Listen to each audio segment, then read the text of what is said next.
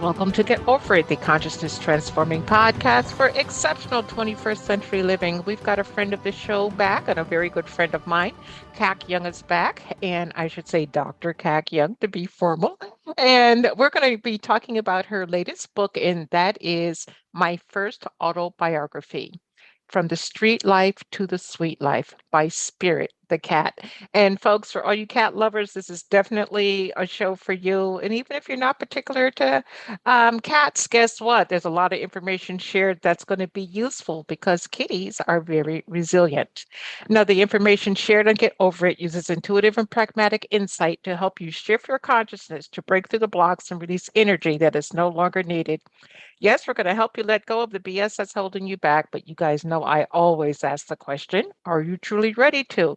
And by the way, folks, BS is belief system. A bit about me for my new listeners. Intuitive since birth. I'm a third generation intuitive with over 3 decades of experience supporting people to break through the blocks along their path. I'm a strategist for personal and professional transformation, revealing cutting edge information that enables you to prosper and thrive. I spent 25 successful years in corporate America as an executive sales professional, and I'm the founder of Healing Visions Ministries and the Northern California Children's Education Network, a 501c3 nonprofit. I provide consultations and healings in all areas of life that heal the mind body spirit connection, allowing you to live your very best life. My clients tell me that I keep it real while providing them with accurate information to assist them along their journey as a spirit living a human existence. But they also say, if you really don't want to know, don't ask Monique. My background includes a doctorate in metaphysics, Reiki master teacher, ordained minister, and clinical hypnotherapist. So whether you are stressed, depressed, or possessed, I can help. To find out more about me and the services I offer, go to my website, and that's moniquechapman.com. And I invite you to like me on Facebook and follow me on Twitter and LinkedIn. And folks, if you're enjoying the Get Over It podcast, please subscribe. The authors would appreciate it, and so would I. My guest today, Kac Young, has been a Hollywood producer, and in that industry for over 25 years. She's earned her Ph.D. in natural health and a doctorate in naturopathy. She has completed over 36 courses in nutrition at Baylor University. And the people that are attracted to her are people who come for advice on health, nutrition, and spiritual well being. And folks, I can tell you firsthand, she's helped me tremendously. And it's amazing the tools and tips that she shares and how they actually do work. So if you're looking for healing that works, she's your person to call. Using her third doctoral degree in clinical hypnotherapy, she helps people manage weight control and stop that interesting habit of smoking. She also works with behavior modification, stress reduction, past life regression, and phobia management. She has a monthly podcast called The Art of Healing, and you can check her out at her website, and that is kacyoung.com, KACYOUNG.com. Welcome back, Kac. Thank you, Monique. And I was really enjoying listening to you. Just do your introduction. You are so entertaining and fun. I'm keeping it real. That's what I love the most about you is that you keep it real. And it's so important these days. Oh, well, thank you, first of all. And yeah, in corporate America, I always was chastised for keeping it real. so, so I left that BS, and that's bullshit on that one, and came out to my own.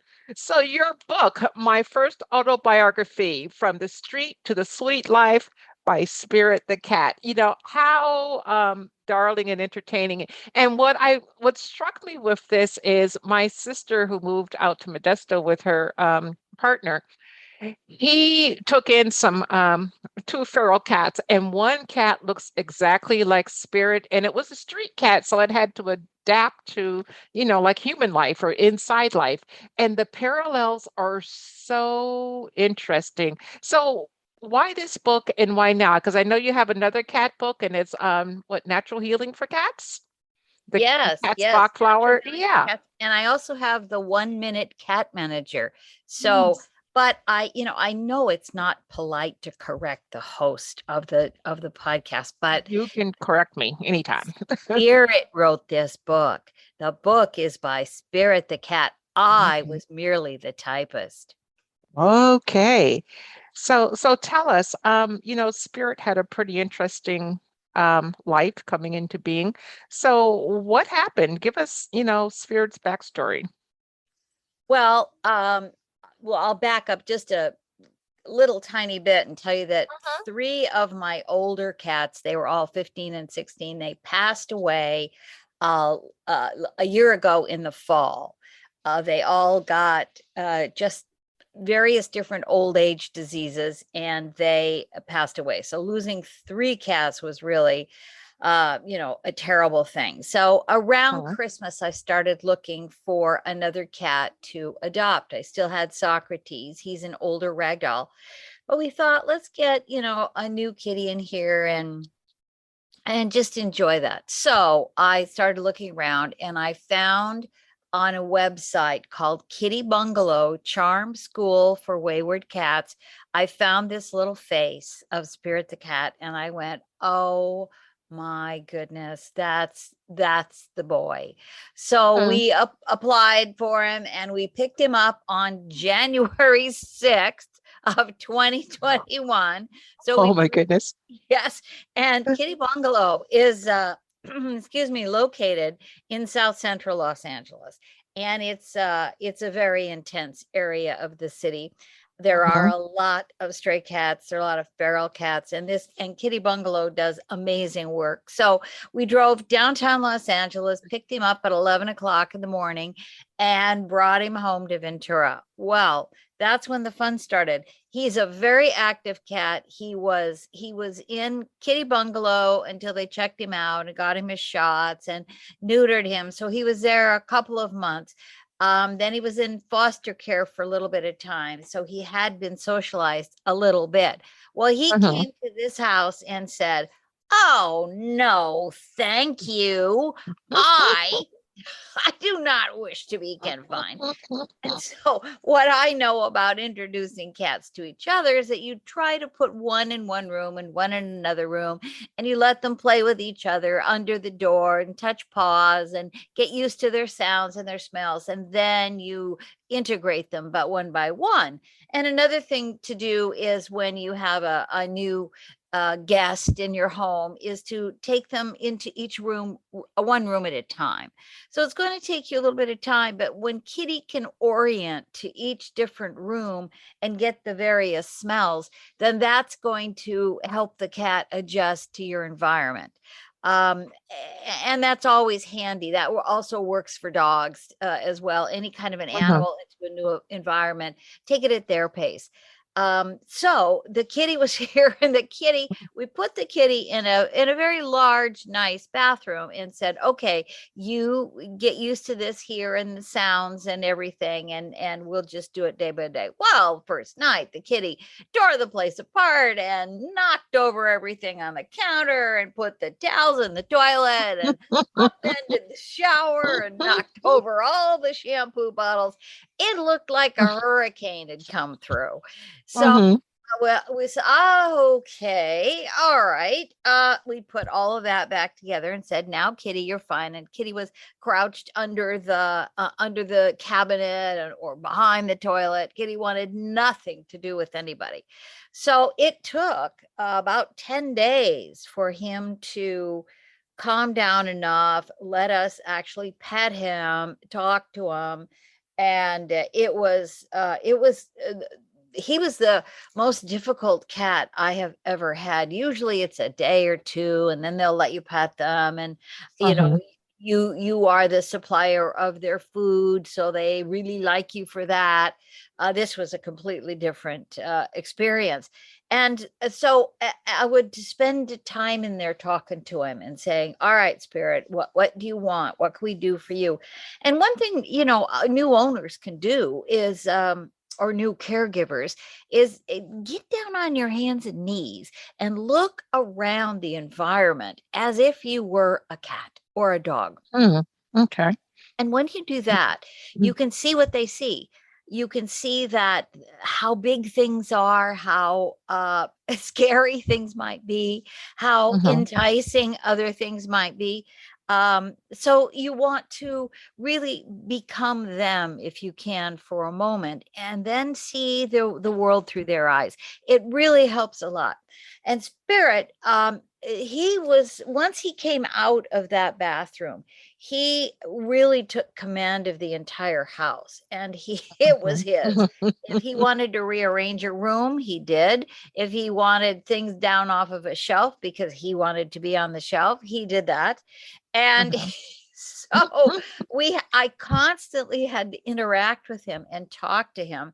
And with a cat, you never want to say, really, no, you don't want to shake rattly cans at them. You don't want to upset their emotional life, because cats have a very strong emotional life, and you don't want them reactive.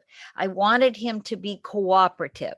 Now, some people will call me crazy, but we would have conversations, and he literally spoke to me. And that's when I began typing. I said, all right, well, here's this very strong personality, little bitty kitty, cute as can be, sweet Hmm. face, big, beautiful golden eyes, looking at me with intensity.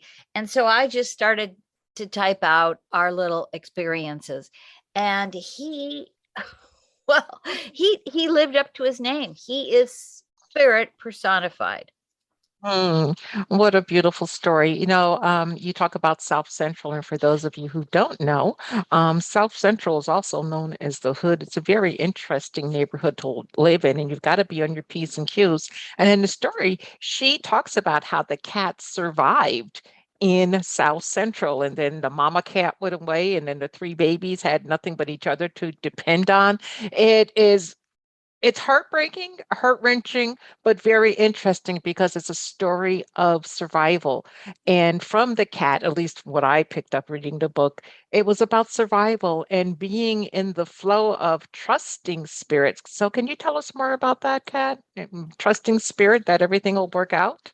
Sure. And he is a great teacher that way, because in his early life, nothing was easy. He has big trucks to deal with, and firecrackers, and the noise of a very busy urban center.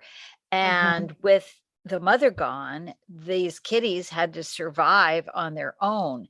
And we don't know if the mother was killed. We don't know much about it, but this is who he was. And he and his siblings had to figure things out. And it was interesting because he had to learn how to trust. And then when he did trust, they put him in a cage, but the cage was a good thing. He didn't quite know that, Hmm. because of course it was restrictive. But Right. that's when he got to Kitty Bungalow, and that's when he had to learn how to be inside other cats and share. And those were some new concepts to him. And he was ittle bitty. He was only 2 months old when they found him. So he was Oh a my ittle bitty goodness. kitty. Yeah. And Hmm. he was out there, and it's huge. There's just a lot going on these big, very busy boulevards and freeways. And it's a very treacherous place. The fact that he survived was amazing. And the fact that they found him and his siblings and got them into shelter. So he learned his things, and then he came here, and now he had to learn a different life. He had to learn how to cooperate instead of dominate, although I think he dominates. yeah, but with permission. He dominates with permission, because he's Mhm. very, very entertaining. So in the book, he and I just had this interaction, and it was very, very intense in a good way. And I just began to write the stories down, and literally he would sit beside me, and we would do these stories. And you're constantly negotiating with spirit. He's always one step ahead of you. But then when I took the time to talk to him and to work things out, I mean, I swear he understands English. You ask him to go out of the office with you, leave the office so that he doesn't destroy it. He comes. Mhm. He now minds because he knows it's in his best interest. And it's been Mhm. the most remarkable journey. And in the book, I have to tell you, the proceeds go to benefit Kitty Bungalow. So Okay. what we have wanted to do, he and I, is give back to the place that gave him life and gave Saved his life. yes, saved his Yeah. life. And so all the proceeds go to Kitty Bungalow because they do amazing, amazing work. And they're lovely people. And so anyway, they can use all the help they can get. So we're trying to help. But he likes to investigate different things. He likes to know what's going on. It isn't from a point of control, it's curiosity, but it's like a distant curiosity, as if he's figuring things out. Sometimes I'll just watch him look at a room and where his eyes go and what he's doing. He's got this incredible mind. Now, whether or not we're communicating with, someone that's reincarnated in this cat suit, or if Mhm. there are other ways of communication from the fourth and fifth dimension. Lots of people have a lot of theories about this, and I don't know. I just know that he's a kitty who's really wonderful, and he's just turned 1, and we just celebrated our Mhm. first anniversary together. And Oh. yeah, on January 6th, we had our first anniversary together. It's a memorable date for a lot of people, and certainly for us. Um, but the people who have purchased the book, and some people, I had a friend who bought 5 of them for their grandchildren for Christmas, Mhm. and they fall in love with the book. The adults fall in love with the book. It's remarkable. And people come back and buy the book and say, well, I'm going to give it to my adult friend. It turned out to be charming. Spirit is charming. And so he really had stories, and he turns things around. Just when you're thinking something's going to go one way, it goes another. and Mhm. and people, I've seen kids fall over laughing at what Spirit does, because he's not predictable, and it's really kind of fun. And I tell you, I didn't write this. This cat sat here and wrote it, and I typed it out. That's all. And then we have someone correct it for us, but other than that, spell checking, and Mhm. we're all set. And he's And writing his second one now, and this one is going to be called Spiritude, my second mhm. autobiography. Okay. Well, we got after that, but there's 7 more because cats have 9 lives. What I really, what I enjoyed about the book is that spirit's experience mirrors a human experience because spirit is a live sentient being. It's just in the form of a cat. And, what touched me was when his brother Arthur left. And he was heartbroken in a sense, it felt. And, and then I think, he had a sister Gracie too, right? I believe, if I remember Gracie, yeah, correctly. yeah. Yeah. And, they had a bond, and then that bond was broken. And, it reminded me of the time when my dog, Sadie, was born here in my home, and by one of my kids' friends' dog.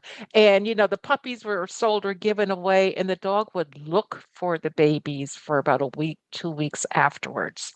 And it seemed like spirit was reaching out to of her, and like, where are you? Come help me, come be with me. And then I believe you had a cat that was getting ready to make its transition. So there was actually a conversation about the Rainbow Bridge. Talk to us a little bit more about that. Right, right. Well, the Merlin, who was a girl, Merlin, Lynn, was still living here. The other 3 cats had passed away, and Merlin all of a sudden took a turn for the worst. She had been a stray. I've always adopted strays, or feral cats that have been rescued, and Merlin was having so all of a sudden some some problems, and we had taken her to the vet and she was on some medication.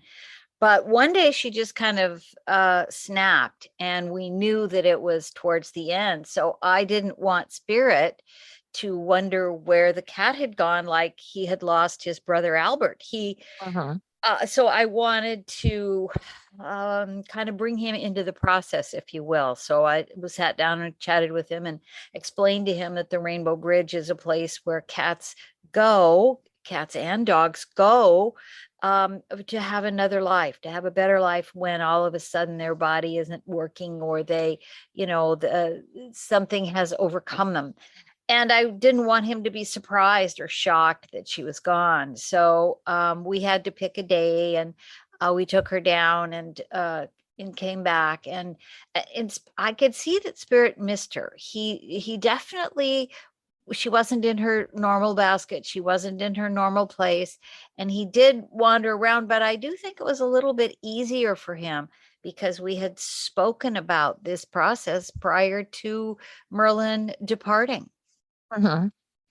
And it's just amazing how, they have a with that sixth sense, as we like to call it, how they can tune in and they just know. And that's why I thoroughly believe you when you say that Spirit wrote the book, because the animals do communicate with us if we're willing to listen.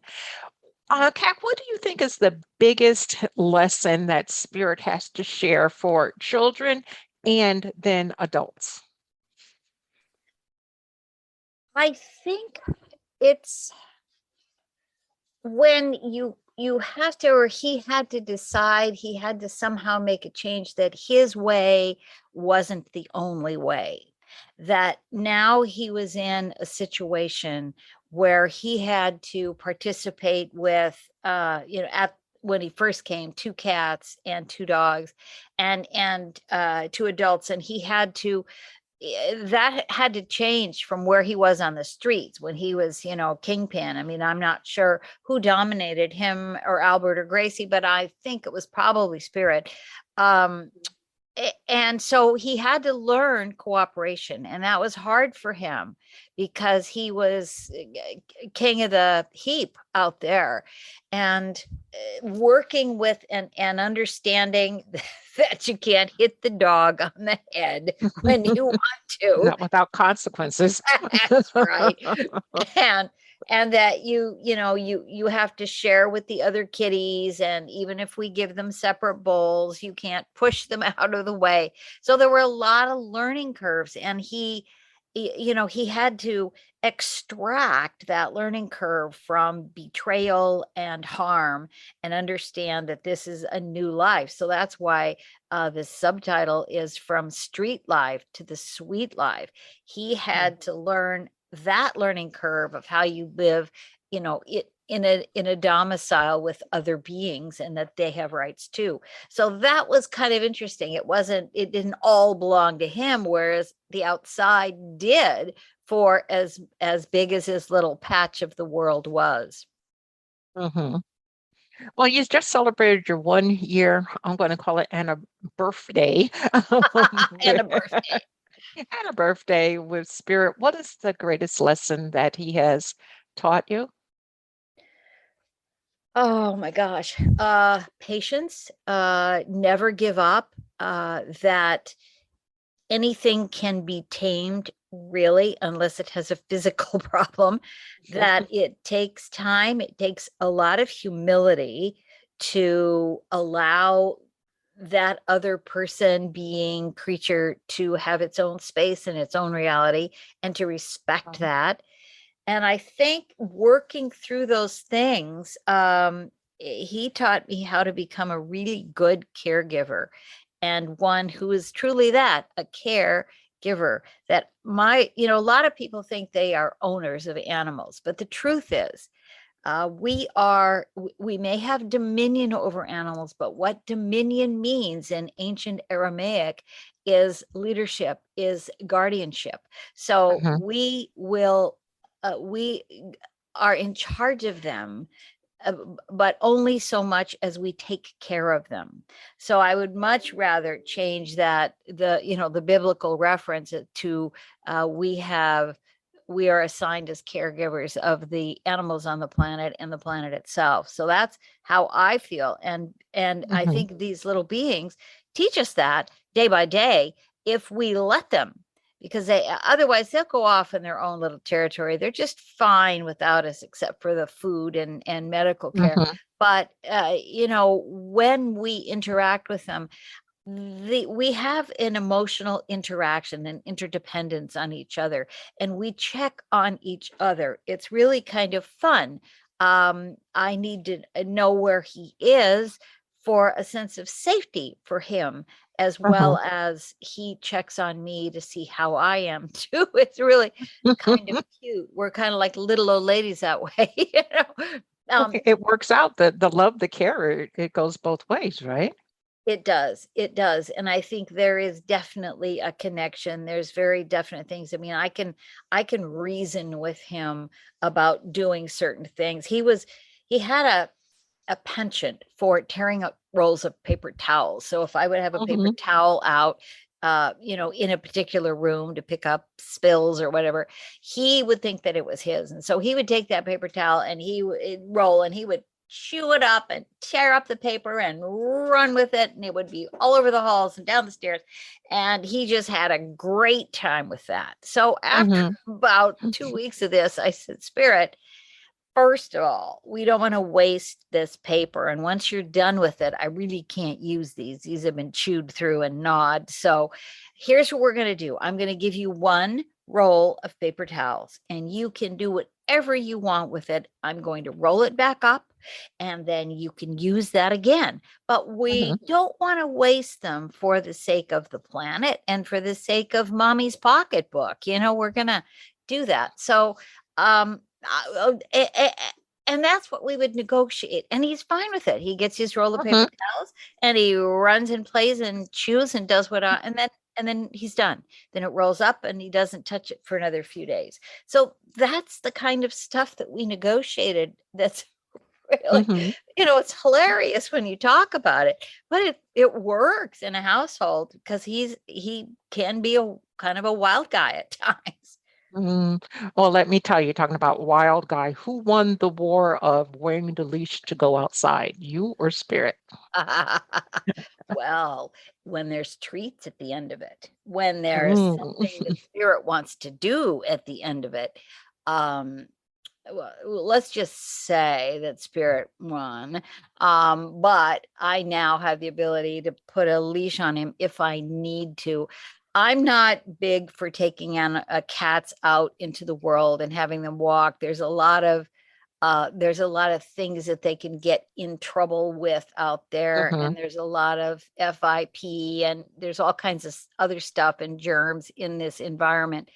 But if I ever need to take him on a leash, I mean, and we've told the story before, and in 2017 we had 11 minutes to leave the house because of the Thomas Hmm. fire, Hmm. and we all had to evacuate. And if a cage is not handy, I can snap that leash on him and save my cat's life. So that was a way of doing that. We're not going to walk down the promenade with our Easter bonnets. We're going to just have that as a safety thing, or sometime when I really need to do that for his safety. Um, and it's then he's not foreign to it. It doesn't scare him in a situation like that Hmm. where emotions are amplified. You don't need to also bring terror into it for the cat. So I wanted him familiar with the leash, but and so he is, he is, and that's Hmm. a good thing. And I think the other thing that was fun is I knew about and have written about the Feel Away collars that you can put on cats that gives a calming pheromone, and that allows them to relax. So I did that for him when he was still in the porcelain in his porcelain palace for the first 10 Hmm. days, is that I put the Feel Away collar around him, and then we have a little plug-in of the Feel Away product. And it was helpful because he was surrounded by feelings of comfort and feelings of uh, security. And that's Hmm. what his body generated for him naturally based on the aromas that are in the feel away color. So I liked that for him, and he wore it for, I kept changing them out every 3 to 4 months, and he wore it for about a year, and then he didn't need it anymore. Mm. Occasionally, if there's a lot of noise or construction or big trucks, or if there's something going on in the neighborhood, I'll spray a little feel away, in the bedroom or in his secret hiding place so that he can go there and relax a little bit. So those are Mhm. tools that can help the cats emotionally cope with what's going on for them. Hey, well, I want to share one story. We're almost out of time, but I want to share one story or have you share one story. And this is about the name change. Now, I have a dog and her name is Sadie Mae, and I just call her Sadie or Sades. And if she's doing something I don't like and I tell her, like, Sadie, don't do that, she may keep on doing it like 99% of the time. But if I say, Sadie Mae Chapman, everything stops, just like a human kid. And your spirit thought he had a name change called Damn It Spirit. So tell us about that. Damn it, Spirit. Mother. Well, he calls me Mombly because he Mhm, knows he has a mother. So he calls her mom, even though she was only with him a couple of months. And he decided that I would be Mombly. mhm. Now, that's what he picked, and fine. So I'm Mombly. But yeah, I would say to him, damn it, Spirit, stop that. And he said, Mombly, did you change my name? And I said, no, no, that's more like an adjective or a modifier. But yeah, no, okay. So what I got to learn there is don't do that. Yeah, you don't Mhm, don't do that. Just be more completely positive. And the more positive I am with him, the better off we are. If I want to get him out of some situation that he's doing that I don't want him to do, I'll just merely distract him, and I'll distract him mhm. with something he likes. One of his toys, one of his mice. So he's mice crazy. He's like he loves those little mice. He's got about 30 of them, doesn't he? Oh, yeah, he's got a million. Yeah, he does, and we find them everywhere. He puts them in my closet, so I have to go there 3 or 4 times a day, open the closet door, and then get the mice out, and that's his game. Mhm, "Oh, Momly, I got you." Anyway, he's mhm, fun and likes to play. So what you do is you distract the cat, without scolding them, without saying, "No, don't do that." You just, take their attention elsewhere, and it always works. It always works when you force free, positive reinforcement is the best way to train a cat or a dog without yelling at them, raising your own mhm. blood pressure, getting all that cortisol running through your body. Just simply distract them. And that's what I learned from Spirit is how to work with other human and creatures and non-human beings. I mean, he really taught me that. Well, what works for one will work for the other. Before we go, share with us a pearl of wisdom that you would like to leave with us regarding Spirit the cat. Well, I'd like to just encourage people to fill their heart with animals that need homes. There are so many animals out there that need homes. Spay and neuter both cats and dogs when you have the opportunity. Help the animal kingdom. They are suffering like you wouldn't believe. So if you have room in your heart, please adopt a rescue cat or dog and give them a home, because you are the one who's going to be rewarded the most. Amen to that. But make sure that you want the animal because it's like having a child. Okay. And some people don't understand that. So truly make sure that you truly want, this being in your space and you will be rewarded, many, many, many times over. Well, Kat, thank you so much for being with us today and talking about Spirit the cat. Thank you, Monique. It's always a joy to be on the air with you. And thank you for supporting Spirit. He appreciates it very much.